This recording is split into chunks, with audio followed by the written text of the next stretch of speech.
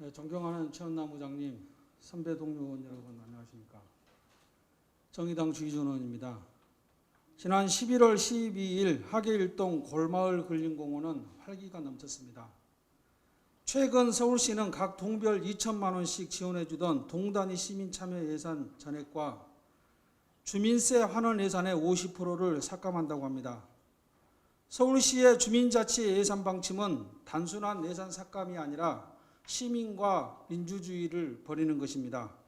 그러나 2주 전 노원구 주민자치회 성과 공유회는 구청장의 결의와 함께 그야말로 물 만난 물고기를 보는 듯 했습니다. 오늘 본 의원은 2주 후 12월 초로 예정된 주민자치위원 워크숍을 앞두고 몇 가지 이야기거리를 공유하고자 합니다.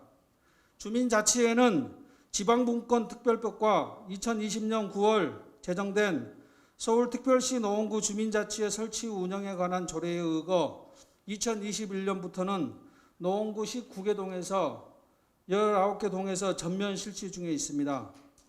노원구 19개 동 주민자치회 구성 현황을 살펴봤습니다. 주민자치회 전체 위원 871명 중 남성 351명, 여성 520명입니다. 회장, 부회장 등 임원은 남성 31명, 여성 43명으로 성비는 42대 58입니다. 조례에서 규정한 대로 특정 성비가 60%를 초과하지 않고 비교적 고른 것으로 나타남을 확인할 수 있습니다. 다만 실무 직책인 간사는 19개 동 모두가 여성입니다. 이것이 성 역할에 대한 왜곡된 통념이 아니라 믿으며 좀 더 균형감을 갖추면 좋겠다는 생각입니다. 또한 주민자치위원 구성 현황에서 아쉬운 점은 사회적 약자 등 다양한 계층이 참여할 수 있도록 노력해야 함에도 서울시 자치구 중 다수를 차지하고 있는 장애인, 이주민 등 사회적 약자의 참여는 확인하기가 어려웠습니다. 월계 2동, 월계 3동, 화계 1동, 중계 2, 3동에 장애인 위원이 각각 한 명씩 있는 것이 전부입니다. 구체적인 할당을 조례에 명시할 필요가 있으며 적극적 방안을 찾아야 할 것입니다. 무엇보다도 연령 분포의 불균형은 더욱 심각합니다. 주민자치회 위원회 평균 연령은 43세입니다. 동별로는 중계 1동이 38세로 가장 낮았고 상계 3, 4동이 46.9세로 가장 높습니다. 전체 연령대는 60대가 374명으로 높고 70대 이상도 87명인 반면에 18세 이상은 찾을 수가 없고 20대는 월계 3동에 단 1명, 30대는 20명뿐입니다. 특히 20대 위원 비율이 한 개 동 0.1%에 불과해 청년 대표성이 크게 떨어집니다. 30대 위원이 한 명도 없는 주민자치회가 9개 동으로 47.3%로 거의 반절에 달합니다. 청년들의 공간 노원오랑 벌써 6호점까지 운영 중인 청년가게 지원, 120여 명의 인적 자원을 갖춘 노원 청년정책 네트워크 등 노원구는 다양한 청년정책을 추진하고 있습니다. 다양한 청년정책을 추진하며 자랑스러워하면서도 정작 청년의 주민자치 참여에는 무관심해 보입니다.